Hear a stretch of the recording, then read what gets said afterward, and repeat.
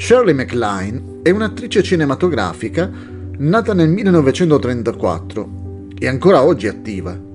Iniziò la sua carriera nel 1955 con Alfred Hitchcock nel film La congiura degli innocenti. Negli ultimi anni ha lavorato in alcuni telefilm famosi: Coco Chanel, Glee, Downton Abbey e molti altri. Perché ne parliamo? Per via di una curiosa notizia su questa attrice. L'attrice ha deciso di tutelarsi in caso di rapimento, ma non un rapimento qualsiasi, solo in caso di alieni. Ha infatti stipulato una polizza da 24 milioni di dollari in caso di rapimento da parte degli alieni.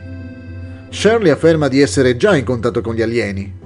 Siccome è anche una sostenitrice della reincarnazione, il contratto con l'assicurazione prevede però una sola vita per volta.